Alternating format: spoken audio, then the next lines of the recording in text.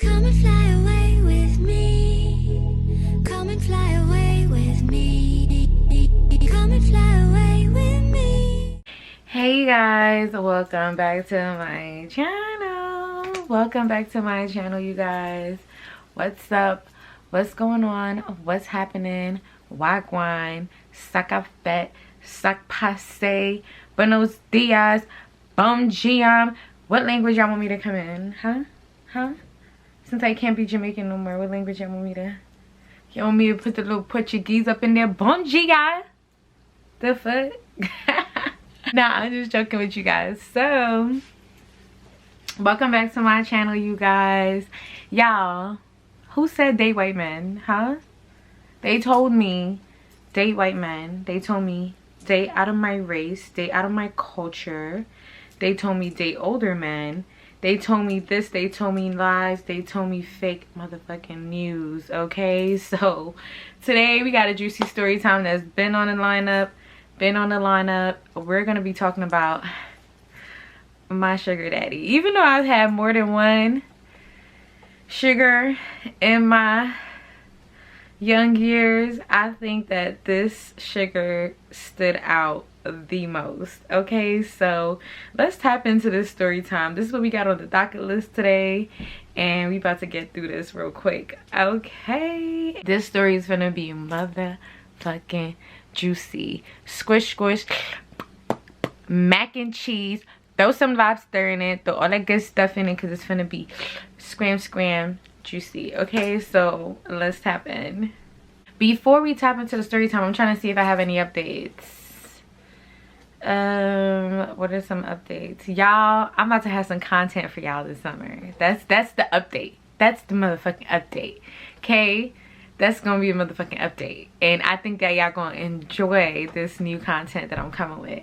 And I'm gonna incorporate my story times in there too. So I need you guys to run up my like button, run up the subscribe button, run all that, run the comments up, let my ads play, all that stuff, because we about to really get into it this season coming. Okay, I love you guys so much. Y'all know I keep in contact with y'all in the comments, so make sure y'all answer back. Okay, don't leave me out there talking by my dolly. All right, love y'all.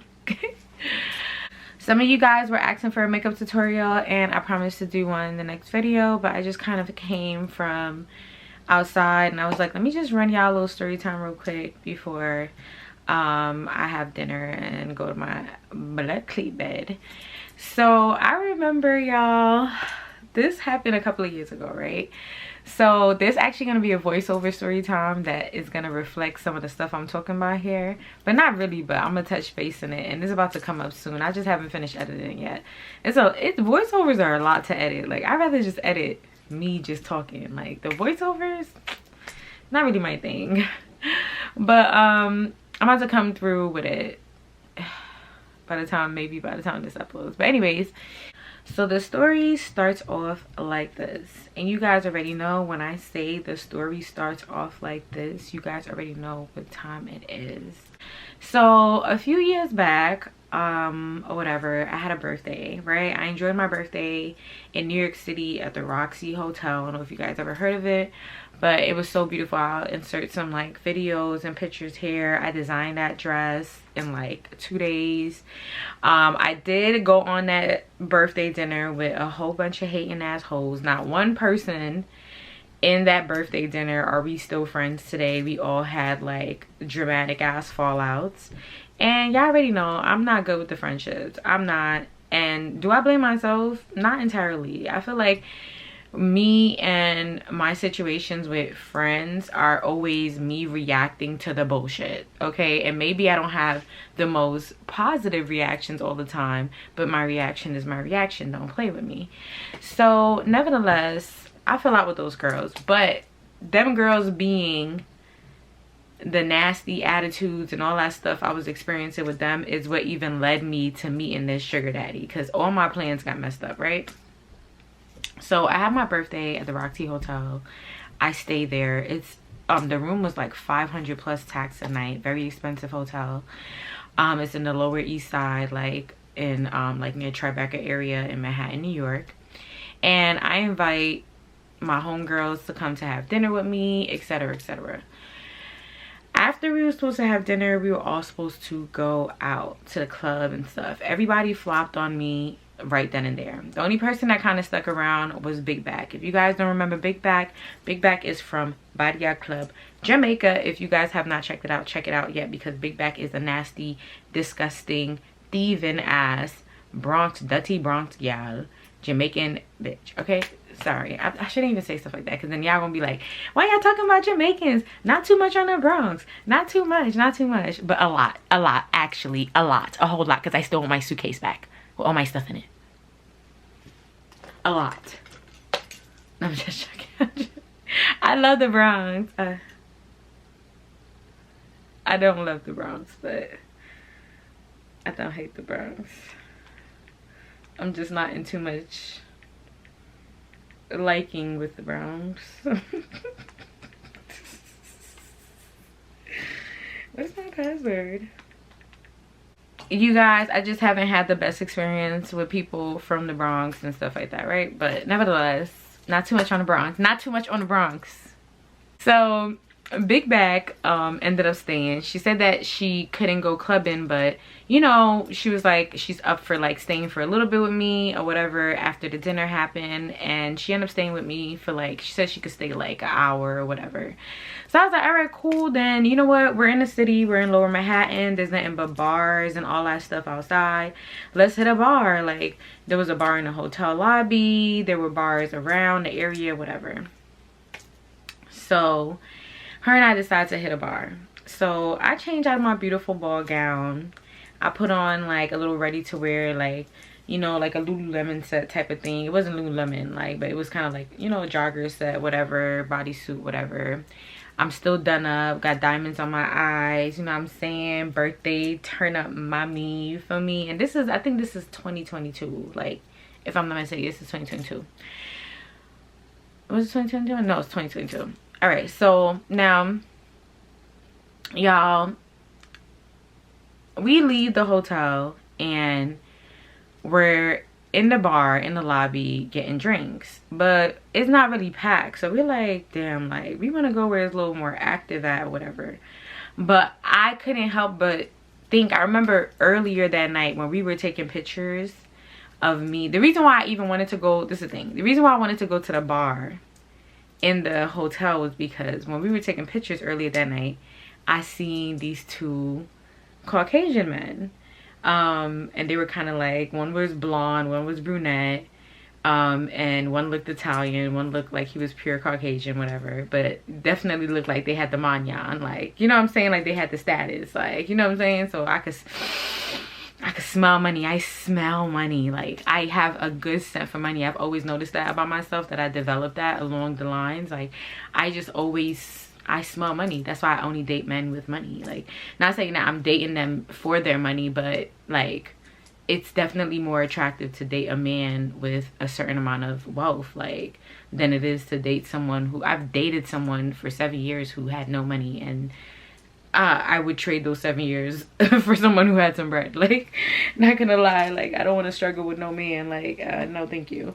But nevertheless, like, that road has crossed for me. Not saying I wouldn't struggle with a man, but it's kind of like, I'm not a teenager anymore, you know what I'm saying? I'm like, I'm a grown-ass woman. So if I'm gonna date, like, nigga, you need to get your shit together, because I know I'm gonna have my shit together, so you need to have your shit together, you feel me? We both cannot not have our shit together, and it can't just be one or the other. We both gotta have our shit together. But you as a man, you definitely gotta have your shit together. So I smell the money. I'm sniffing. I smell it. It smells like blue hundos. Don't even smell like 20s. It smells like blue hundos, like the purple $50 bills. Like, that's what I'm smelling, right? So that's why I was just like, oh, Big Back, like, let's go to the bar over here, because I seen some, you know, Caucasian niggas moving that way, whatever. And you know, this is the area to find them. You in Wall Street, you in Lower Manhattan, you in Tribeca. Like, y'all, if y'all looking for, if y'all in New York City and y'all looking for like a sugar daddy or a men in wealth, definitely hit the Upper East Side. Certain restaurants like Maestro's, the Lower East Side, stick to the east side. The west side is where it's more touristy, whatever. The east side is people that actually are living in the city and got money on. And they, you know what I'm saying, like east side, lower Manhattan, upper east side, Tribeca, Wall Street. Those are money making districts. Those are where you're gonna really find money on men, right? So we go, we don't really see nobody, we don't see them there, whatever. So we decide like, oh, you know, let's Google like a bar. When we look around, there's mad bars around the area, so we go to one that's exactly like around the corner across the street from the hotel. So we get there, whatever, and we coming inside, ain't nothing but Caucasian people. Literally, y'all, the only black person that was in that bar was Cuba Gooding Jr. If y'all don't know who Cuba Gooding Jr. is, this is Cuba Gooding Jr. Y'all know him from what, Waterboy, Fighting Temptations. He played a whole bunch of great movies, but Fighting Temptations is one of my favorites. But Cuba Gooding Jr. And he was with what? 2 white women. 2 model, tall, slender looking white women. Was I surprised? Absolutely not. I would have been surprised to see him with a black woman.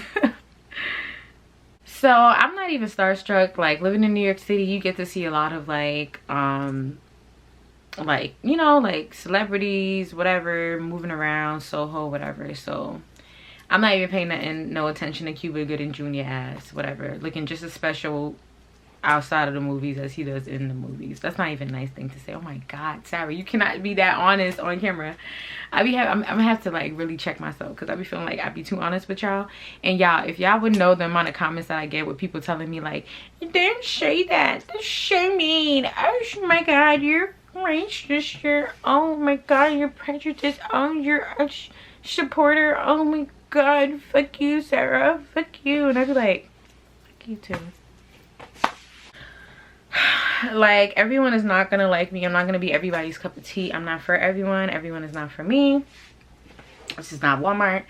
So I understand, but like, I try to keep it as real as possible, because I feel like the people that do resonate with me and do understand where I'm coming from are never gonna feel away. So I just want to put that disclaimer out there.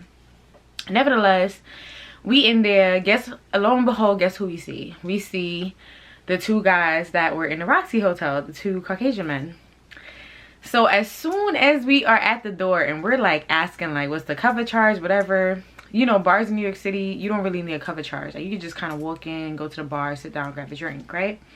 But you know, we come from like the hood of New York, so you know, black people are always charging their own people to get into any establishment. So for you to go, if you go to like Brooklyn, Queens, to like Bronx, whatever, the hoods or whatever, you're trying to like go to the bar, like a black owned bar or whatever, you're gonna have to pay at the door to come into the bar. But if you go into the city, into like the Caucasian areas or whatever, diverse areas, you don't gotta pay to go into the bars. That's a note for like anybody who's a tourist trying to come out here or whatever. Black people are always trying to make money off everybody, especially their own. But like, those people really just party and, you know, whatever. So as we at the door trying to get information, they telling us to just come in, sit down. The 2 Caucasian men immediately approach us. So I'm gonna just go ahead and start giving them names. So the blonde guy, I'm gonna name him Tucker, right? So Tucker and his friend I'm gonna name him, because his friend doesn't really last in the story, so I'm gonna just name him Chris, right? So Tucker and Chris approach me and Big Bag.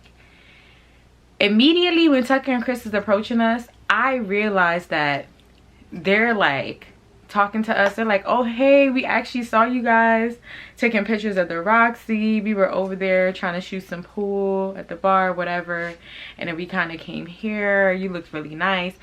I see that Tucker and Chris are really like talking to me. Like, it's me and Big Bag and then it's them in front of us, but Tucker and Chris are both trying to engage in conversation with me simultaneously, bro. Like, I didn't know who to respond, because I felt like they were talking to me at the same time. They were talking over each other, and then I didn't know if I should respond here. Whole time Big Bag, she's trying to like indulge in a conversation too, because she see a whole bunch of white you know, Caucasian niggas, she want her some. She already tapping me like, oh girl, yeah, we hit the jackpot. Like, we in this bitch. Like, let's get these niggas numbers. Like, whatever. Me, I never really been too pressed to date outside of my race. I always said that I was open to it, open to trying it. I'm not against interracial dating or whatever the case may be. But I'm sorry, y'all. There's just something about a black man that turns me on. Okay, like, to the pits of my stomach, there's just something about a black man that just turns me out. Okay, inside out, loose, like fireworks, Niagara Falls in my panties type of thing. Like, if you guys understand what I'm saying, drop in the comments. Like, even though I cannot stand certain black men, I can't stand them, but it's something about a black man that just turns me on.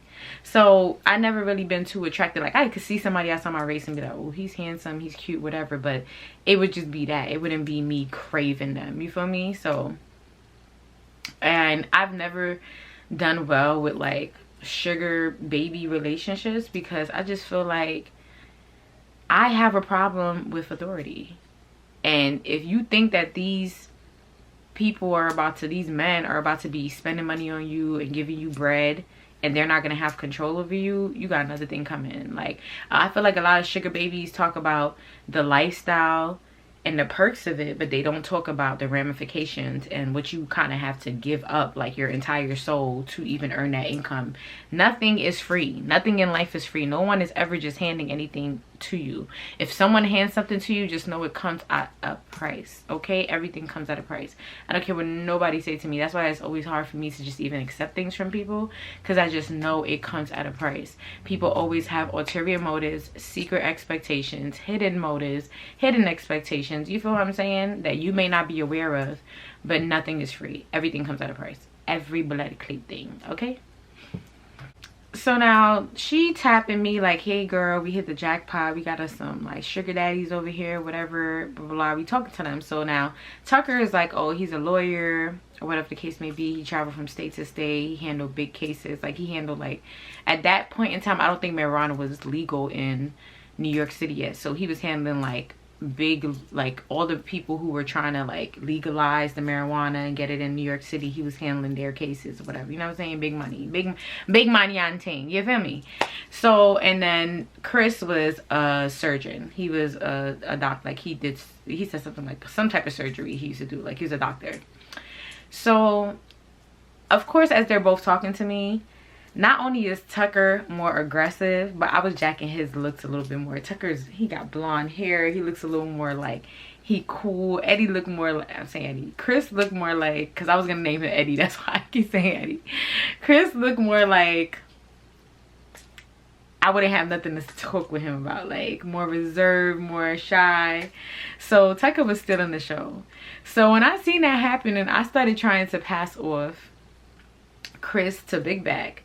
But as I'm talking to Tucker and I'm looking over, the dialogue is not really coming. I see freaking Chris keep looking at me and keep interjecting in my conversation. I'm like, do these men want a threesome? I'm confused. Like, do y'all want a threesome or something? Cause like, there's two girls here and y'all are literally like on my body yaddy yaddy, like, you know what I'm saying? Like, and then y'all not even offended by each other being on my body. It's kind of like, you know what I mean? Like, it's giving y'all on a three-way or something. Like, I'm confused. And you know, men be thinking like that. Like, don't put that past men. Men be thinking like that. They do not think that shit is G-A-Y. They be into stuff like that. Like, so now I see that things are not really kicking off with Big Back and Chris, but that's not really my business, because me and Tucker, we're hitting it off, right? So Tucker's all like, hey, you know, what you doing for the night? I got, you know, I got a bar back at my apartment. I live right across the street. He pointing to the building. I'm looking at the building he live in. I'm talking about big money building, big money on building, okay? Big money team. Big money, big money team. Money make me so horny, like. So now I'm like, okay, you live over here, whatever. He like, yeah, I live right here. Him and Chris both lived in that building. They live like, one lived like a level below the other, whatever. So he's like, yeah, I got a bar, you know, come. He only invited me though. He was just like, how about you? You know, I feel like Caucasian men, they talk very specific and very assertive. They don't beat around the bush. So he was very like, I want you to come back, you know, drink some, like, pop a champagne bottle, whatever, like, whatever you want, like, come back over, whatever. You know, I got mad weed, you know, my clients gift me weed all the time and stuff like that. Come smoke, whatever. So I should have took him up on his offer, but I had other plans that night, and those plans went to hell. Okay, but that's for another story time. I feel like I need to give y'all that story time separate, because that night had me hooked up.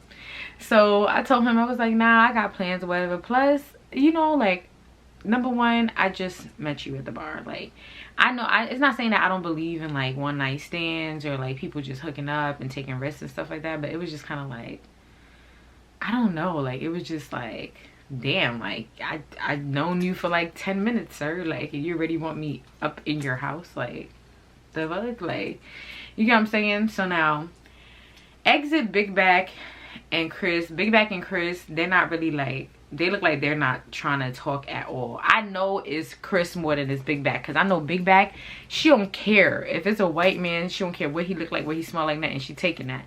So I felt like Chris wasn't really giving Big Back much attention, right? So Big Back comes to me and she's like, oh, you know, she about to leave, whatever. And then Chris is like looking real like, all right, Tucker, I guess you got the girl, like, kind of like, oh, I'm gonna head home too, whatever. So Chris leaves first. He go back across the street to his apartment, and then Big Back, she gets in a cab and she goes home. So it was just me and Tucker. So me and Tucker, we sit in the bar for a little bit, and y'all, it's my first time really chopping it up with, like, in person with, like, a white man. I felt like I dated white men twice in the past before him, but it was more so like me meeting them on apps, like, you know, sugar baby apps and stuff like that, and then after talking to them on an app, they'll like pay me for a date, but it wouldn't really be like no attraction. It's just like, you paid me for your companionship, like, to come out here and eat with you type shit, like, you know what I'm saying? Like, and then I left, like, there's no string attached. But like, I felt like with Tucker, it was my first time like, oh, like, I'm meeting you as in like, I'm attracted to you, you're attracted to me, let's talk, like, whatever. It was given that. So I'm learning more about him. He's a lawyer. He's in like his mid-40s. He's not married, no kids. Big red flag. Big blood cleat red flag. Siren. I don't even know if that's a siren sound, but y'all, that's all I kept thinking in my head. Like, yo, I don't know. I understand, like, any, like, me, I believe in that. Be single for as long as you want, date when you want, everything is gonna work out, all that stuff. I'm not saying that, but I do also watch out for people like Tucker. You're a handsome, wealthy white man in his mid-40s with not a single seed. There's no kids running around. There's no kids in this world, and you live by yourself, no wife.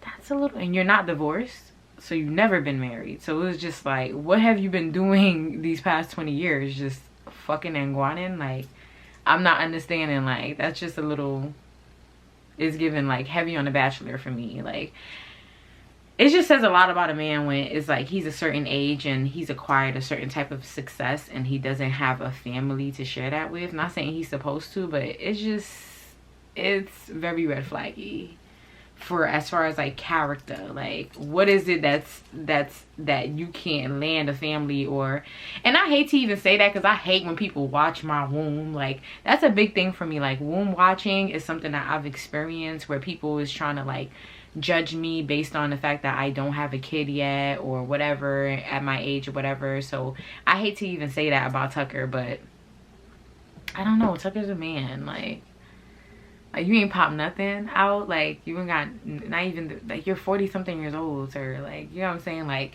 you haven't met not one woman and it got to a level where y'all were either like married or had kids or nothing. Like, I get it, but like, I guess, I don't know. I guess it's just truth, two sides of truth to everything, whatever. People just could feel and judge however they want to feel, whatever. Y'all want to watch my womb, whatever. Watch my womb, whatever. So nevertheless, this is about Tucker, saying about me. So now we getting to know each other, whatever. Like I said, I denied him on his offer to come back, which I should have. I should have took him up his offer to come pop champagne, but I had denied him because, like I said, I already had plans, which I should have canceled on. But that's another story for another day.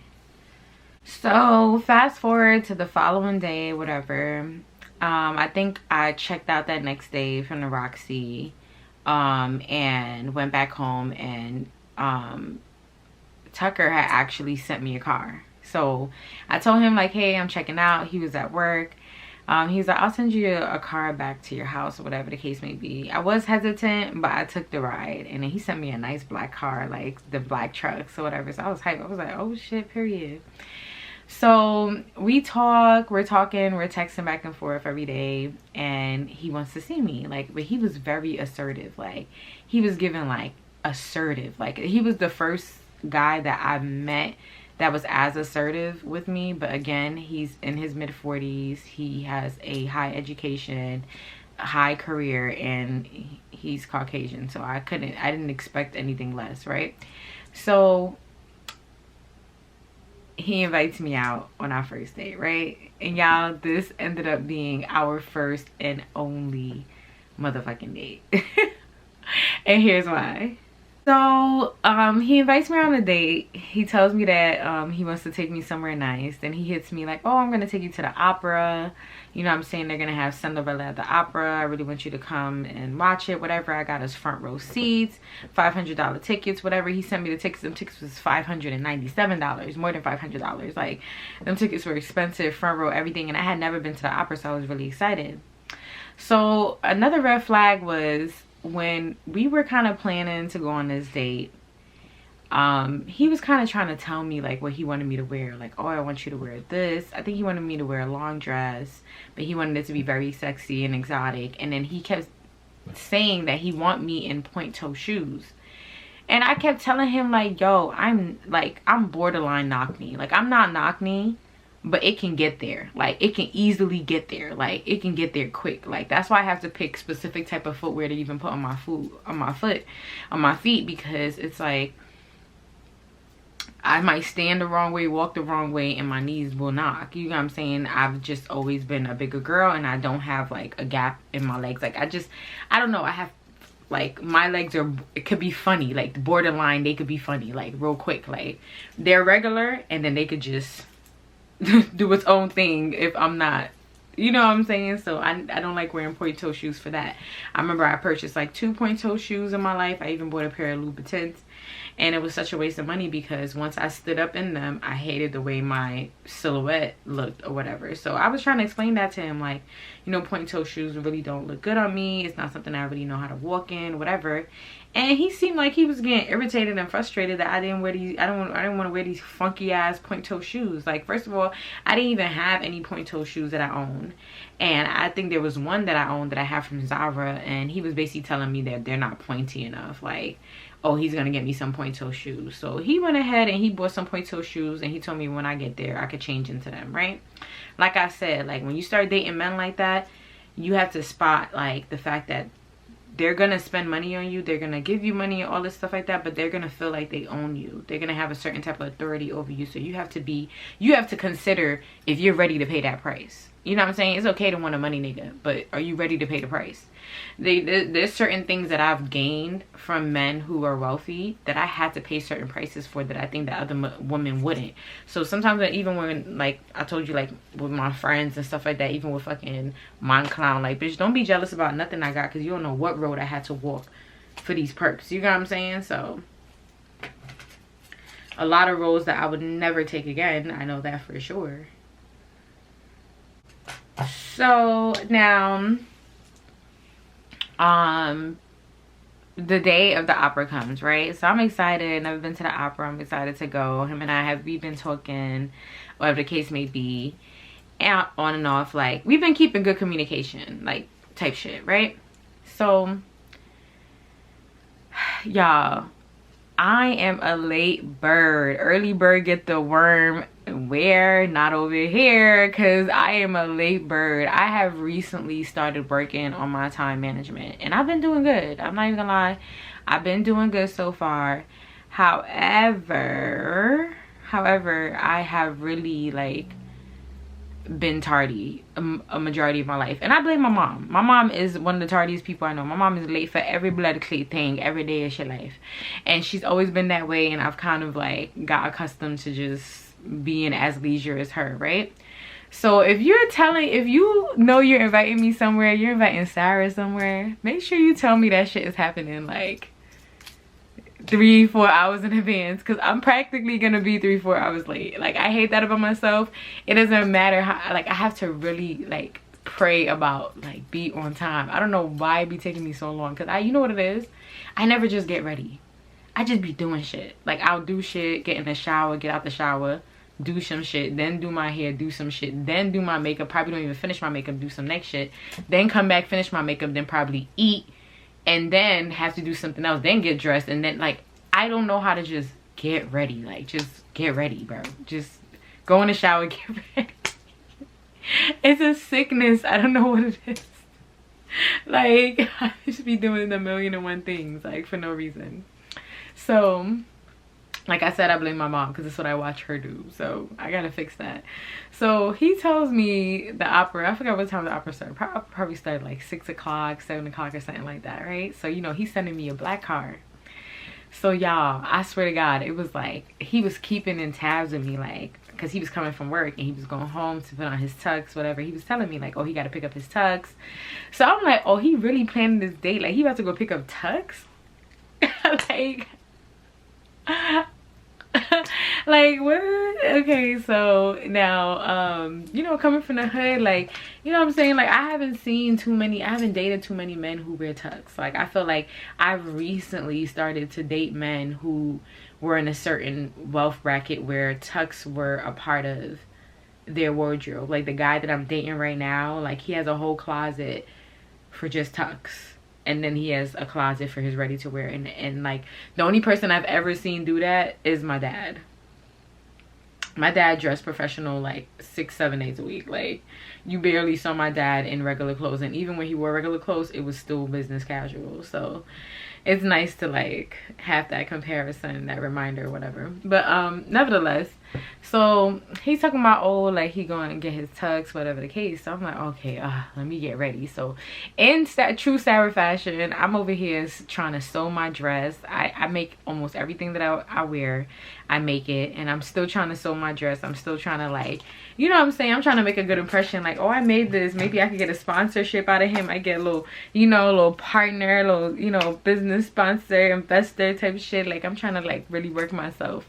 So I should never made the dress because that shit took me forever. So I remember it was like 10 minutes before the car was supposed to come. He's like, yo, your car's gonna be here in 10 minutes. Y'all, when I tell y'all, I didn't have my hair done, I didn't have my makeup done yet, my wig was off, I was still at the sewing machine. I think I had showered though, but like it was a hot mess. So I'm not answering him. At that point, I had a hard time communicating. I felt like when I was in the wrong, I just used to just go ghost, like go quiet, like not say nothing until I was like, when I'm ready, I'll say something. But that's the worst way to communicate. If you're running late and you know you're not gonna be there, just tell the person the truth about the time and everything. At least it gives them options on what they could do. If you don't say nothing, then you leave them in the dark. That's where the frustration comes in. So I do take accountability for that, right? So I'm not really saying nothing. I'm not really answering him because I'm still getting ready. So now I go outside and I tell the driver, I was like, hey, you know, can you just give me like 20 minutes, 15-20 minutes max, I'm gonna come out, whatever. I was like, I figure I'll just finish the rest of what I gotta do in the car. So the driver told me that, but of course the driver's gonna tell the person that's paying him the news. So now I hear him calling me, I'm not answering. He texting me, I'm reading the text. He like, how am I calling you? You're not responding, but you're giving my driver orders. How dare you? You're not supposed to give my driver orders. I'm the one who tells him where to do, what to, if he's gonna stay, that's gonna be under my order, not yours, blah blah. So I started texting him back like, all right, well, excuse me, the fuck, Mr. Paying the bills, like, if you don't want him to stay, then just tell him to go then, like, whatever. Oh, why would I tell him to go? He drove all the way up here to come pick you up. Why would I tell him to go? I'm still waiting for you. I'm ready. I'm on my way to the opera now. I'm closer than you are. There's traffic. There's like, he's complaining, he bitching, he moaning about every single thing. You know, he's a lawyer, so he's tackling every nick and cranny of what's going wrong, like, you feel me? So I hurry up, I get ready. I was proud of myself because I actually did end up leaving out in like that 20 minutes because I ended up walking with my stuff, and I was in the back of that truck putting on my lip gloss, putting on some eyeliner, all that stuff. I was doing all that in the back of the truck, right? Just multitasking, trying to get myself together. So now we get to the city and the driver drops me off at this restaurant because me and him, we supposed to be meet at this restaurant to have drinks, pre-game kind of shit, before we go to the opera. I was already late for the drinks, and he already was texting me the whole way like, oh, you know, you could take your drink to go. I'll try to see if you get it to go because there's just no time, you gotta make it. So I'm like, all right, cool. Y'all, I always do this. Like, I swear to God, I can't name a date like where I haven't pissed off a man for being late, like, and it's always on the first date. Like, I do not learn my lesson. Like, I've been late on so many first dates that I'd be surprised that they be wanting a second date, because like you know, I'm be late again, right? Like, and I don't just be a little bit late, y'all. I'd be like an hour. Like, one time like, even the guy I'm dating right now, I had him wait, our first date, I had him wait an hour outside for me. Like an hour. Like, I didn't invite him in or nothing. Like, just sit in your car and just wait. Like, I'm still getting ready, you eager ass motherfucker. Like, I love you. So yeah, but like, just, I just be feeling like, I don't know, I be feeling like men just be too eager sometimes. Like, just relax. You know a girl gonna take her motherfucking time. You know what I'm saying? This shit don't happen overnight. You know what I'm saying? Like, so now I get to the spot. So I'm walking in, I'm like, I don't see you at the bar or whatever. Mind you, his driver is sitting out. Thank God his driver was just sitting there waiting real quick, right? So I'm like, you're not in here. He's like, yes, I am. I'm sitting right here, blah blah. I'm not seeing him. So now he told me to share my location with him. So I share my location with him. Why I am at the location, but I'm at the one in Lower Manhattan when I was supposed to be at the one in Upper East Side. So I guess it's a franchise bar. I don't know that. I honestly, this is not, like you said, this is not my car. I do not give instructions. I do not pay this driver. So this is where he brought me. When I tell you Tucker goes off, Tucker goes off. He goes off on me, then he goes off on the driver. He did it separate too. Like, he first went off on me like, oh, if you weren't late, this would be an easy problem to solve. What the fuck? Like, he starts cursing. Like, you start hearing him drop F-bombs. He starts he start getting pissed off, pissed this, pissed that. Like, he start really going off, like, to the point where I got surprised because I felt like I knew I was getting cursed out, but it was just coming out so fucking professionally, like, compared to what I'm used to, but it was still a cuss out. So I'm getting cussed out on the other line. I'm like, what the fuck? Like, what the fuck? So, and then he calls the driver. I could hear him like exploding on the driver, like, while I'm standing outside the car or whatever. And then he hangs up on me, and then after that he hung up on the driver. So now, at that point in time, I was involving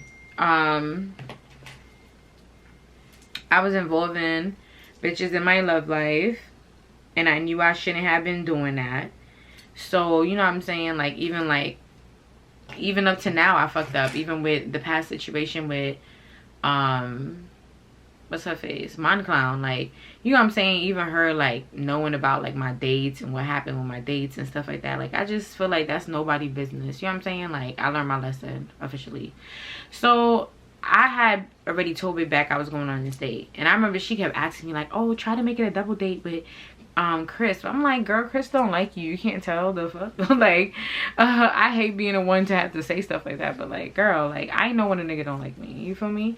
So now And he finished cussing me out, whatever. I text Big Back. I mean, I don't know if I was already texting Big Back. I text her, she texted me, whatever. So we started talking about this. I'm like, yeah, I was running late. He mad right now, so I feel like I'm about to just turn around and go home. So she like, why? Like, why turn around and go home? And I'm like, what nigga to just cuss me blackly? Oh no, girl, like, you're hour in, you're hour in. And always be mindful of girls saying stuff like that, like little key terms, like, how am I hour in to these men? Like, girl, like, I'm not your ticket into anything. Like, what the fuck are you talking about? Like, ugh, bitches always trying to live vicariously to me. Like, I don't get that. So yeah, just thinking about that. But nevertheless, I'm telling her, like, nah, this nigga just really, like, cussed me out. Like, you know what I'm saying? Like, why would I even want to be near him after he cussed me out? So she's trying to tell me, oh, call him back, apologize. Like, basically trying to get me to kiss his ass. And I'm like, bitch, he just gave me his ass to kiss when he hung up the phone in my face. Like, I know I was late, but, like, I don't think I deserve all that. So as I'm getting ready, I'm talking to the driver, asking him if he could take me back home. He's basically telling me, like, no, he can't. Like, unless the order comes from, you know, Tucker, he can't really, like, just turn the car around and take me back home, whatever. So I'm like, fuck it, I'm just getting Uber. I'm just getting my own Uber. While I'm in the middle of ordering my Uber, I don't know if the driver ended up hitting up Tucker, telling him I was ordering an Uber, I'm trying to go home, whatever. Here come Tucker calling me down. I didn't answer the first time around, but I ended up answering the second time around.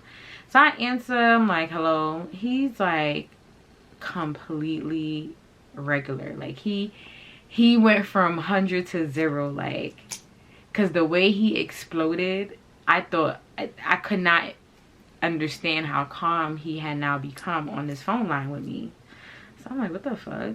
Like, he's super calm. Like, you would have never thought that he just exploded the way he did. Like, I know he was still red from the aftermath of that situation. Like, I'm saying after flash, but aftermath. Like, I know your skin is still pumping red. Like, so he's all like, what are you doing? And I'm like, I'm getting ready to go home. He's like, why? Like, I just spent $1,000 on tickets for us to see the opera. I saw the opera before. I just wanted to do something special for you, and you're just gonna turn around and go home. I'm like, Tucker, you just exploded on me. It's our first date, bro. Like, you have a temper. Like, what the fuck? Like, your temper is unmatched. Like, I know I was late, but, like, god damn, like, nigga, like, what the fuck? God damn, like, the fuck? Like, nigga, like, you went white boy crazy on me. So he's all like, I'm sorry, I apologize, I don't want you to leave. You know, if you really want to make it up to me, you would still come, whatever. And I'm just like, nah, I want to go home. Because honestly, it wasn't even the fact that he cussed me out. It was the extent of it. It was just like, damn, nigga, this is spilt milk. Like, the fuck? Like, you crying right now. Like, the fuck? Like, I understand, like, the tickets and stuff, but the location, it was like, it was a minor mishap for him to go off the way he did. It just kind of turned me off. So now, in the midst of me talking on the phone, I'm talking with Big Back, and I'm telling Big Back, like, yeah, you know, he wants me to come back, but I'm trying to go home. She's convincing me, like, no, go with him, go with him. Don't go home. Go with him, go with him, go with him, go with him. Like, pushing me to go with him, because the bitch is trying to live through me. Like, you feel me? She want to be here. She want this opportunity right now. If you guys watch My Girl Club Jamaica, then you'll know why I say that about her destiny swapping ass. So, attempt to destiny swap type bitch. So now, against my better judgment, I'm like, all right, cool, I'm gonna just go, because I felt like I needed to make it up to him, because I did feel like I was the one who was late. You feel me what I'm saying? Like, let me try to, like, you know what I'm saying, salvage something. But I do gotta be wary that this man has a temper. I gotta be cautious of that, like, and thread very lightly with him. So I go on the date. I get back into the driver's car. He takes me straight to the opera now. So when I get to the opera, I see Tucker waiting outside the opera. He got flowers in his hand. He's dressed in his tux, and like, he's adjusting himself, like, as I'm coming out the car. And like, y'all, like, the way he grabbed my hand was like so, like so assertive, like, come here, my wife. Like, and it's like, honestly, at that point, I knew that I was, quote unquote, what can I say, a trophy like arm on candy type of like position. I felt like he wanted to show me off to like his friends and his peoples, like, or whatever the case may be. I felt like it was one of those type of things, because the way he was like moving, you would have never thought it was our first date. You would have thought that we've been dating and we live with each other, and I'm like, you know what I'm saying, like he was being like real, like, you know, like this my bitch, like, you know what I'm saying. I was just like, what the fuck, like this nigga just cussed my blood cleat. Like real good, and then now this nigga's grabbing me up and chaperoning me around like he's my king or something. So now when we first get there, we could not immediately go and be seated because the opera first half had already started. So they took us to like this back room where we could sit down and watch it on the TV screen, and then they told us when halftime starts we can go in and sit down, because you know we have front row seats, we can interrupt. So the whole time he's quiet, like I'm not understanding. I don't know what he's thinking. I don't know if he's upset, whatever. So I'm trying not to say too much, but I'm trying to break the ice. He brings up the fact that I was late, whatever the case may be, but he also mentions that he's over it and he just wants to have a good night. So I'm like, all right, cool. So we go to the opera. It was cute or whatever. I really love the opera. I really love Cinderella in the opera. I would go to the opera again. Like it's beautiful. Like they're just singing, but there's like, they're acting out what's going on, and it's like you can feel what's happening. Like ho ho hee ho hee ho. It's beautiful. I know people make fun of it, but when you actually sitting there, like it's like it's one of those type of like shows to watch, right? I'm coming, Papa. So now the opera finishes and he's like, hey, you know what I'm saying, like the night is still early, you know what I'm saying, we can go out to eat, or you know I would love to cook for you, like if you come back to my place I'll cook for you, whatever the case may be. So I was like, my feet was hurting. I didn't bring no flats with me, and I had on heels, and I had on point toe heels. Remember I told you he bought me the point toe heels to wear, and I had changed out of my regular heels to that when I got to him. So I was just like, oh, I'm about to take the dinner at home, because I do not want to be going to no restaurant. My feet is bunning me the way it is. You feel me? So we go back to his crib or whatever. Like I said, he lives in the Lower East Side, and when we go into his building, he got like a doorman, like to open the door, all that stuff like that. Like ain't no joke, like big money building. He lives on like the floor, like is so fucking high up. It had to be like the motherfucking like 30th floor or something. And then when you go into his apartment, Jono Star, when I say luxury apartment, like not the fake ass luxury apartments they be making today. I'm talking about like top notch fucking luxury. Like first of all, his balcony oversaw the whole Manhattan. From his balcony I felt like I could reach out and touch a star or touch the Empire State Building. But you absolutely stunning, absolutely beautiful, like just amazing. So and his decor, like his home is just decored like really just all right.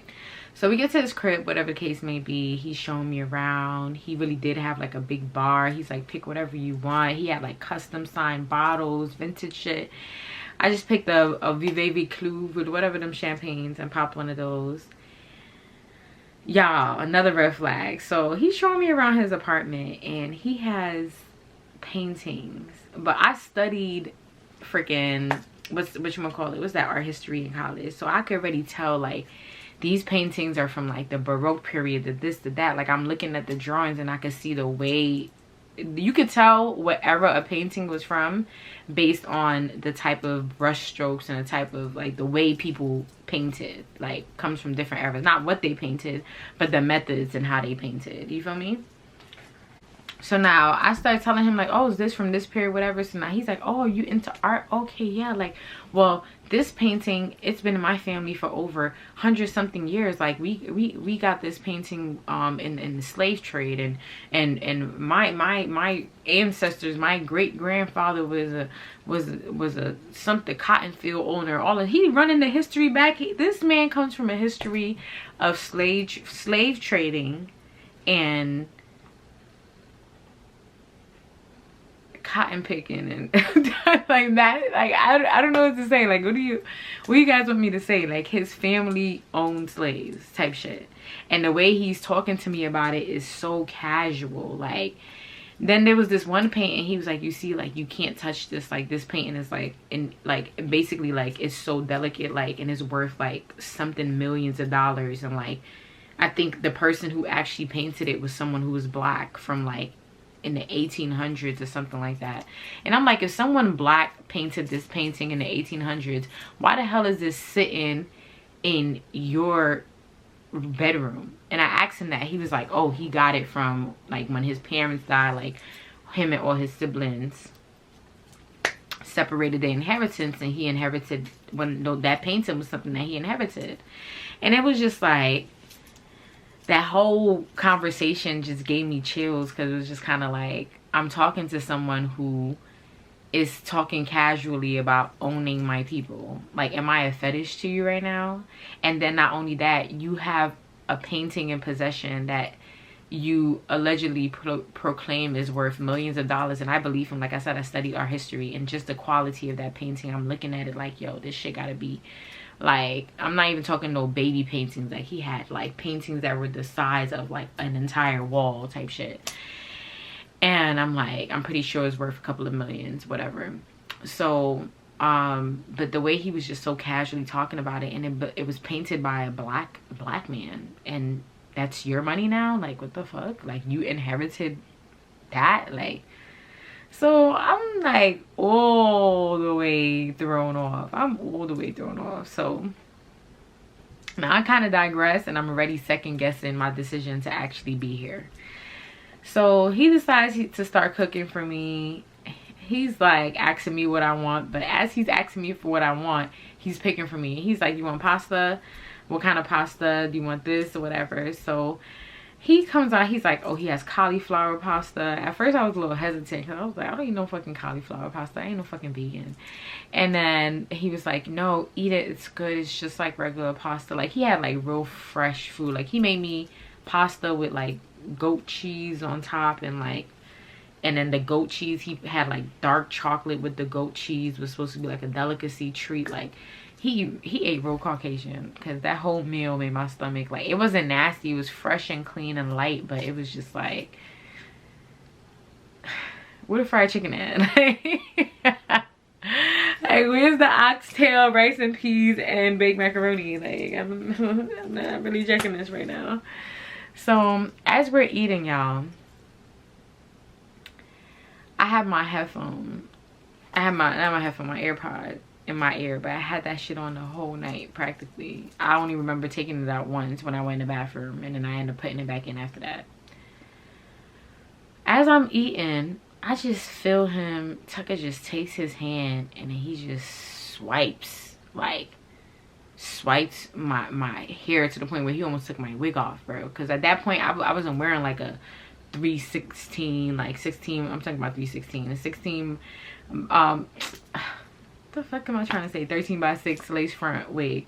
I was wearing a big wig, that the ones that you could just take off, like them beauty supply ones. So when he moved my hair, I'm like, the wig is shit. What the fuck? He moved it so aggressively. I'm like, what the fuck? Like, what are you doing? He's like, what's that in your ear? I'm like, it's my AirPod. He's grabbed the AirPod out my ear. You have someone listening to our conversations? Like, what the fuck is this? Blah, blah, blah. Yo, tell me why Tucker takes my AirPod and drops it on the floor and steps on it and break it. I'm like, what the fuck are you doing? This nigga's talking about, oh, I don't appreciate you having people listen to our conversations. How long did you have that AirPod in your ear? Who sent you? Like, this nigga's fucking paranoid out his motherfucking ass.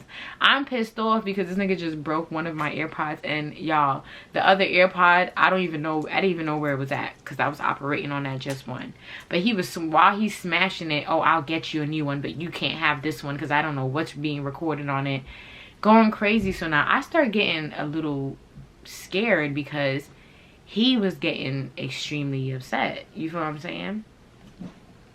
And y'all have to understand, around this time, I'm not sure if you guys heard about that story with that young lady, the black young lady who met the white man on Bumble. He came to her house, gave her some type of drugs, assaulted her, and left her for dead. Like, that was around the time that was happening. So I was already like getting cautious, because this man is a lawyer. He has a temper, obviously, and he snapped in a millisecond. Like, he was just borderline fucking bipolar.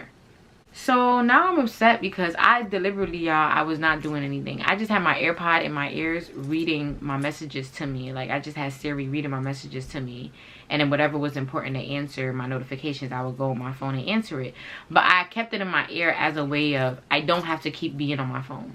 Whatever notifications come in, I'm going to hear them. And if it's important, I can address them. If it's not, then I don't got to keep pulling up my phone so I don't be rude on this date. That was my whole intention. Me having my AirPod in wasn't to record our conversation or do none of that shit. I know you're a lawyer, but nigga, you're paranoid. Like, what the fuck?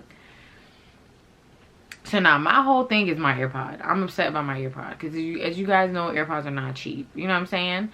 So now I'm like, you know what? I'm leaving. Like, I don't want to stay. Like, you look upset. You just destroyed my property. Like, you need to pay for it. You need to give me the money right now. Blah, blah, blah.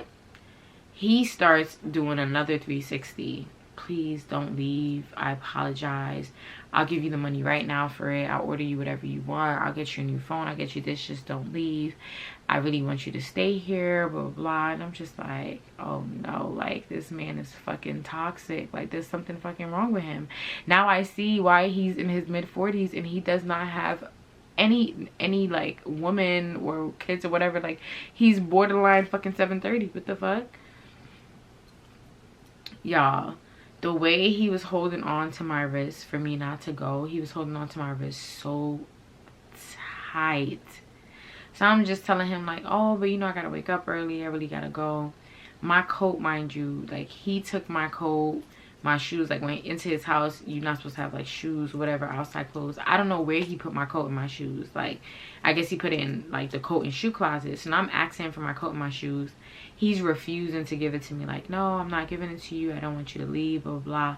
But it's like he's going in and out of rage. It's like 1 second he's extremely upset. Next second he's talking to me like so delicately. And I was getting real scared. Y'all, I'm panicking. Like, I'm legit, like, my palms are sweating. I'm nervous because I want to get out of here. Like, I feel like now I'm stuck in this man's apartment and I don't really want to say the wrong thing or do the wrong thing because he has a motherfucking temper. So now he starts telling me like, oh, just smoke some weed and relax. I know you like weed or whatever. At that time, we didn't. I like weed. He had weed in like the glass pipes, like a whole bunch of glass pipes full of weed. Like, he had in like this glass casing and he's just like, take care. I should have took all them shits, nigga. Fuck, broke my AirPod. So now he asked me for my Zelle so that he could send me the money for my AirPod. I tell him that I would rather have cash, whatever. So he gets the cash and he gave me a little more than what the AirPod cost, right? Pocketed that. I ain't gonna buy no motherfucking AirPod. Fuck that. That AirPod was on his last breath anyways. So now I'm like, it's for my pain and suffering. So now after he gave me the money, I was a little more like, you know, like calm and like more like passive, like whatever with him, whatever the case may be. Like, all right. So now, y'all, he goes into his room. He said he has something he want to show me. He's going to come back out. I'm sitting in the living room. I'm sipping on some wine. I didn't really eat my food, like I said. And he was kind of a little upset about that too, but I told him I was going to take it home with me. So it kind of chilled him out. Y'all, this man comes out in a cheetah print Speedo, like thong Speedo, like where you could see his look at, and y'all, his penis was like, it was small because I get the little bulge of the peewee with the balls.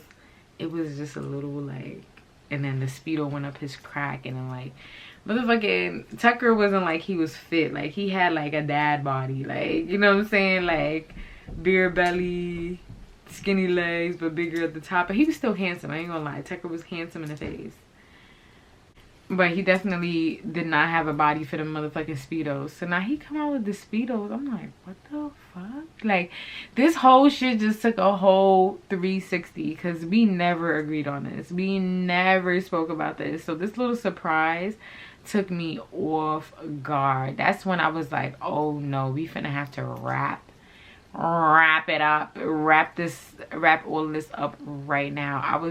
At that point I was more than uncomfortable. So now I'm telling him like, hey, I have an emergency. My mom just called me. I really gotta go. I really gotta go. Like, I started making up excuses. So he's like, I really don't want you to go. Are you sure you're not mad at me? This, that, and the third. I'm like, I promise you. Like, yeah, I knew for a fact I was never gonna talk to this man again.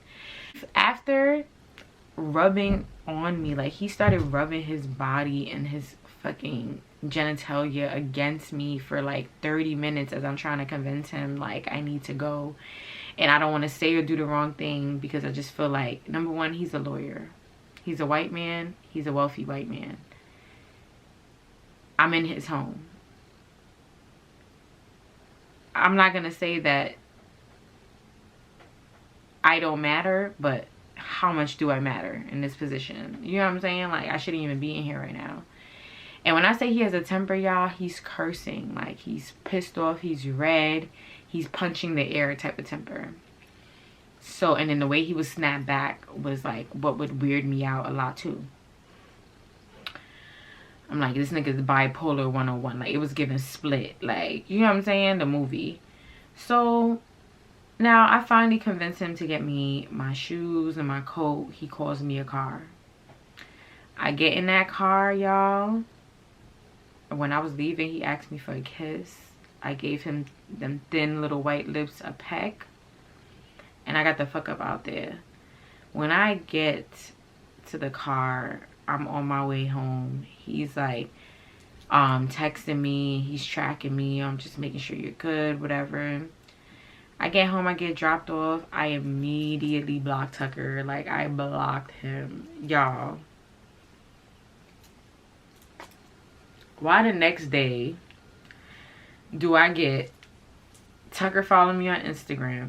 Tucker sent me a Facebook request, and I don't even use Facebook no more. I don't remember the last time I signed on Facebook, but my Facebook is connected with my Instagram, so I'll get notifications from Facebook through my IG, right? And started texting me and calling me from a whole completely different phone line. Hey, why did you block me? Why are you answering? I need to see you. I want to see you again. Blah, blah, blah. Like, this man was legit talking to himself for 2 whole days until I blocked that number again. And then I blocked him on IG, all that stuff like that. I was so creeped out. I was creeped out because I didn't understand how he got all my information just off of my first name. Like, he had to know my last name too, to just, but like, he knew my address because he was sending me a car, and like, he probably has databases where he can find shit out. He's a lawyer, for Pete's sake. When I tell you, I was paranoid for like the next month after that, because it just felt like I rejected him. I don't know how he's gonna feel about that. He obviously dated me because he had like a fetish.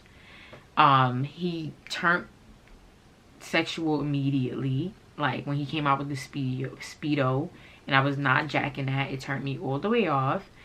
I didn't even know that's what we were doing. Like, you didn't give me the money because I was here like on some sugar baby ditties. You gave me the money because you broke my AirPod. You feel me? Like, out of rage. So it was just like, there was just a lot going on that I was uncomfortable with. And I just, something in my gut, my discernment was telling me like, Sarah, you need to get out of here. Like, this is not the flex that you think that it is. Like, you need to get the fuck up out this bitch. You need to get away from this man. Y'all, I ain't never spoke to Tucker again. Did I add a picture of Tucker? I'm not gonna put Tucker's face out here because, like I said, he's a lawyer. But I'm gonna block out his face and put like, because me and him did take a picture together. I think it's somewhere right here. Y'all, I ain't never talked to Tucker again. I was like, oh hell nah. This sugar baby conquest has failed epically. I felt like no matter what Tucker could have possibly given me, I don't think it would have been worth what I would have had to ultimately deal with him, and like the ongoingly. Like, this is a man that would def want to control me, would def put hands on me, would def do a lot. Like, you know, I barely know this man, and I've seen like 17 personalities come out of him. Like, no thank you. Like, I've known this man 48 hours. Like, come on, bro. Like, this is ridiculous. And like I said, this was around the time when that black girl was unalived and that white guy, they covered it up. Like, I don't even think he faced jail time for it. You know, comment if I'm wrong. I haven't done my research on the case yet, but it was just a situation where if I wasn't mindful, I think I would have had to learn very hard lessons. I'm not saying that there wouldn't have been perks that would have came from the situation, because I remember him even saying like, yeah, you know, I travel a lot, so this apartment is always vacant. If you just want to come here, you can come here, you can stay here, whatever.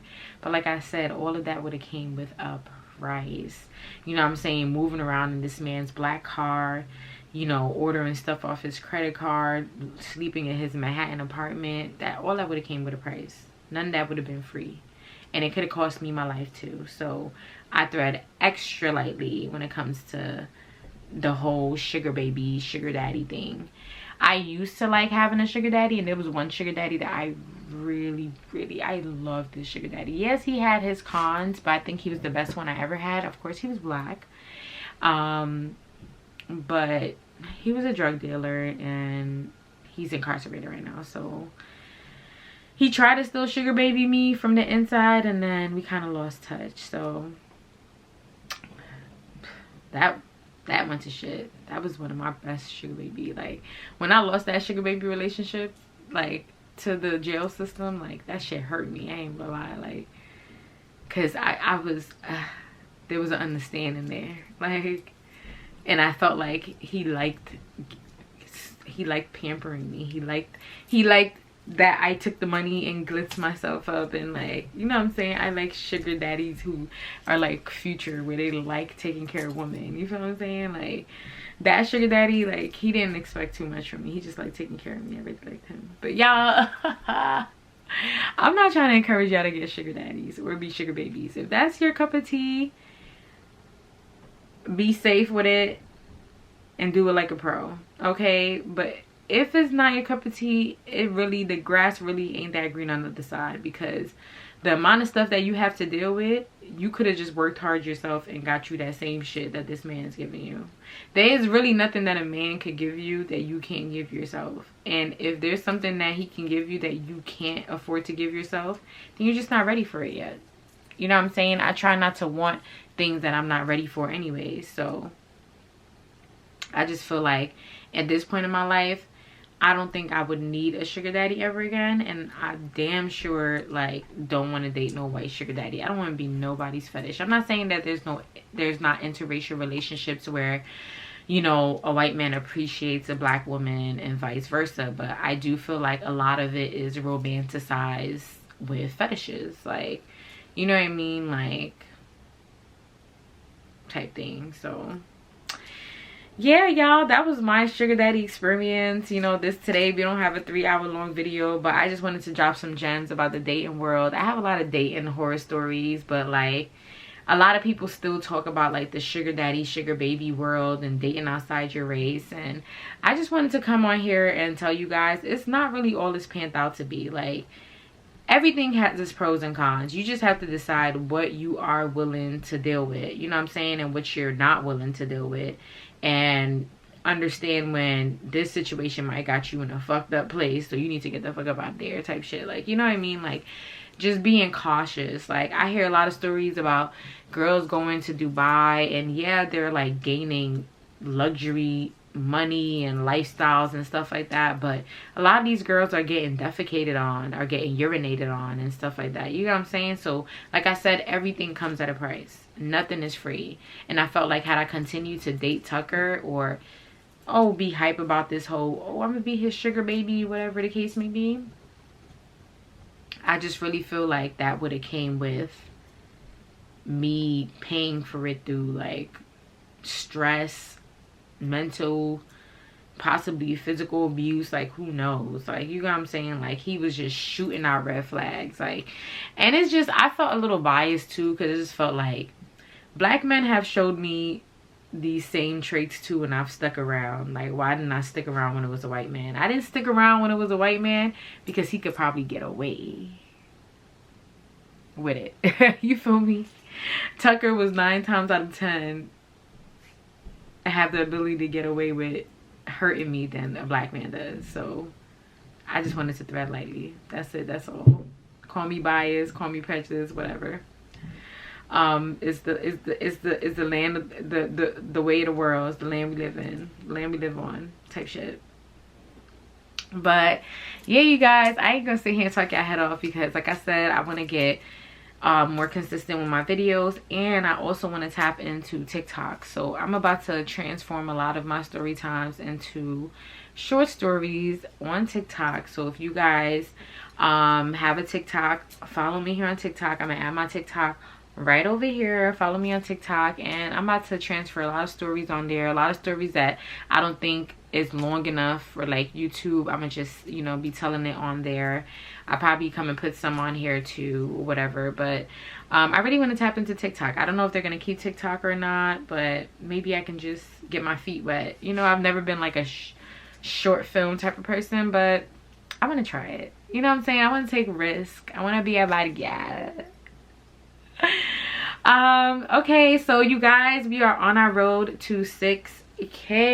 Okay, 5K winners, please let me know as soon as your gifts drop in that mailbox. If you ordered anything from our website, it will be shipping this week. If you are checking for anything from our website is currently under construction. shop.harasnyc.com is going through a revamp right now because like I said, the summer is about to be a great one.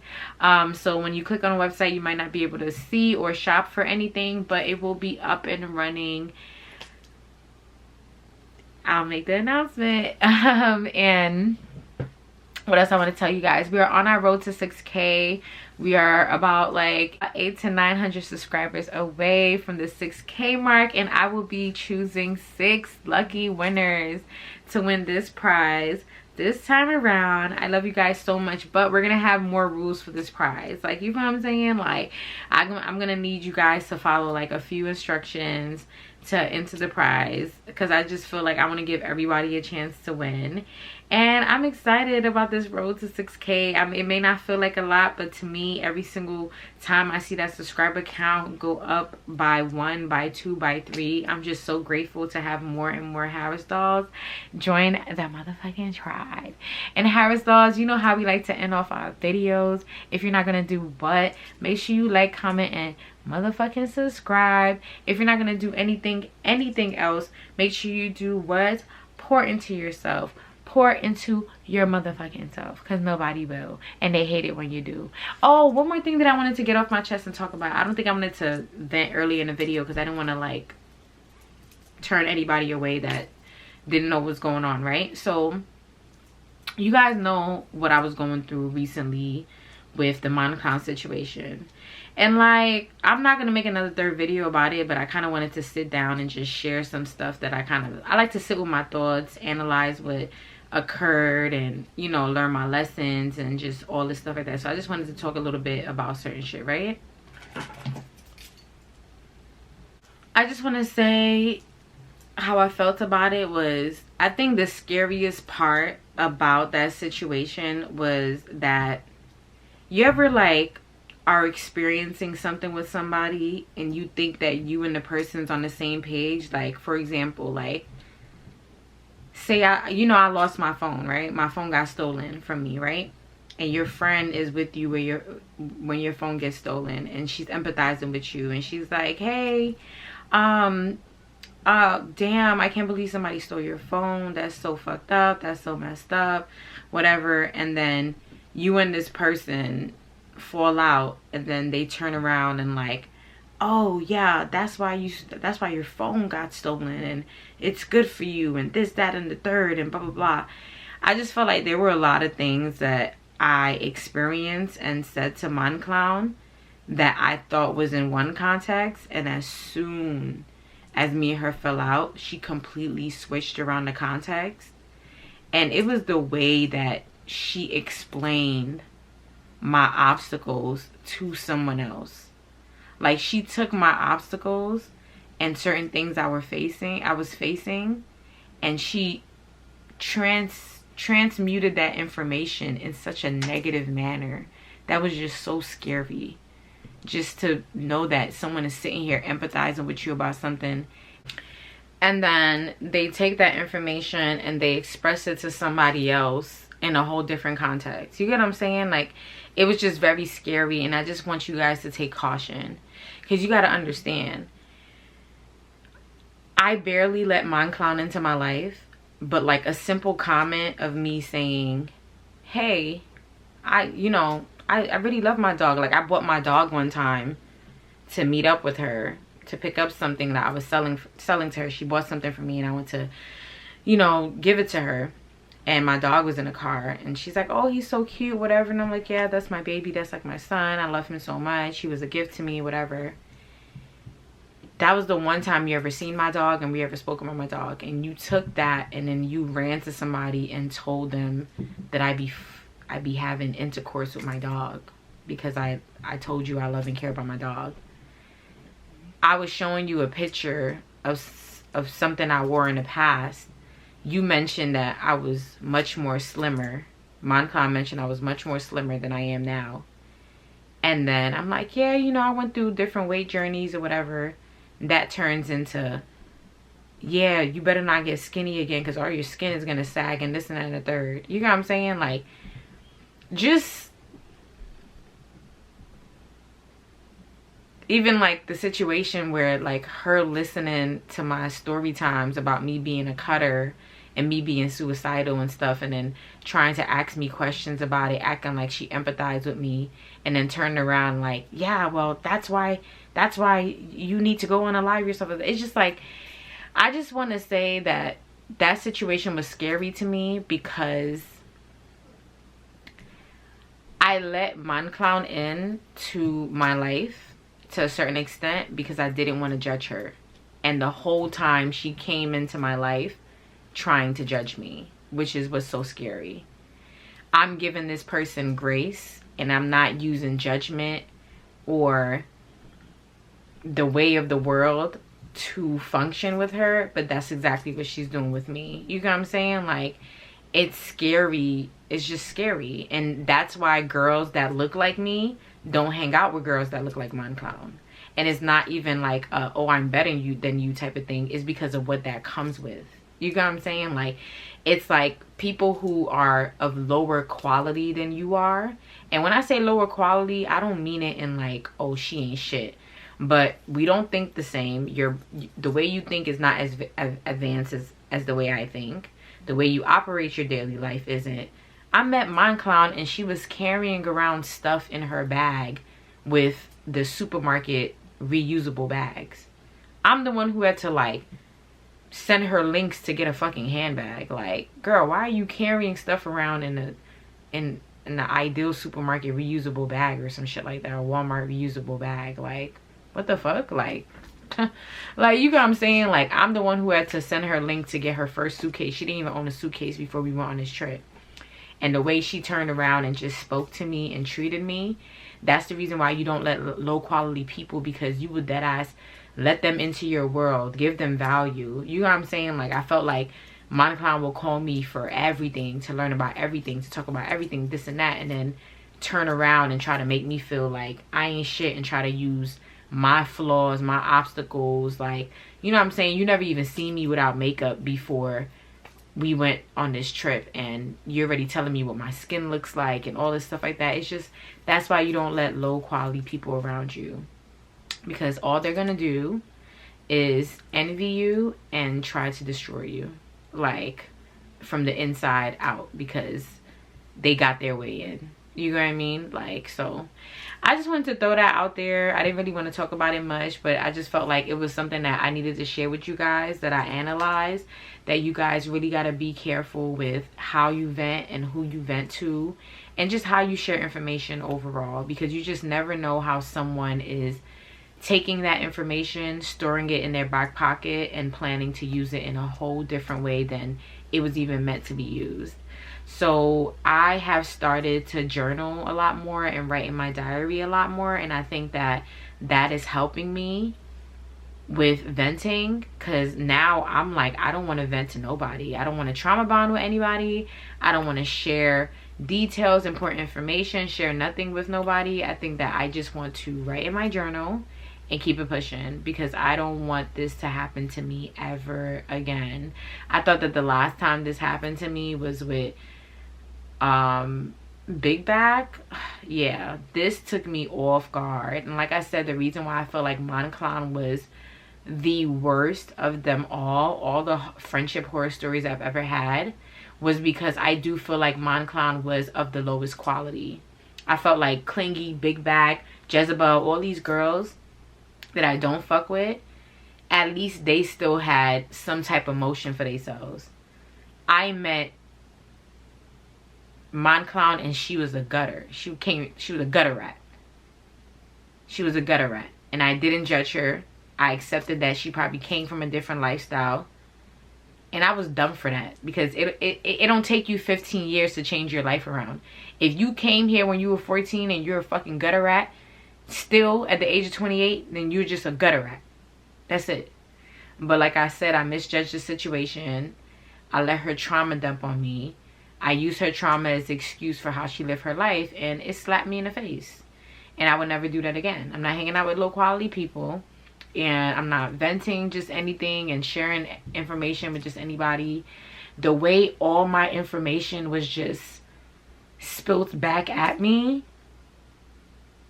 I don't want nobody coming that close proximity to me and trying to investigate my life. Like, I never want that to happen to me again. Because I felt like at this point, the only reason why Mon Clown was around me, literally analyzing my fucking life. Literally. And just waiting for the moment. So yeah, I don't want to drag this on. I just wanted to tell y'all, learn from me. Don't make my mistakes. And yeah, we're on to the next motherfucking story time. I'm going to be posting a lot more consistently. I know y'all say y'all be missing me.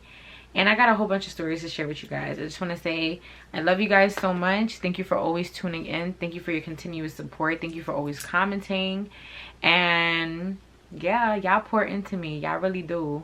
A lot of times when I'm not feeling my best, I'm feeling down, I'm feeling overwhelmed, I'm feeling stressed out, I go to YouTube Studio and I interact with you guys. I read the messages that you guys send me, the well wishes you guys send me, and it really lights up my day, and it really helps me just, you know, become a better version of myself and keep me going. Like, y'all keep me resilient. Y'all keep me like, literally, like, without y'all, I just feel like I would have a harder time continuing to push past my obstacles. So I love you guys so much, and I just wanted to say, be careful, use your discernment, and just thank you so much for all the love and support. So yeah, pour into your motherfucking self, Haras Dolls. Love y'all so much. Talk to y'all soon. Bye.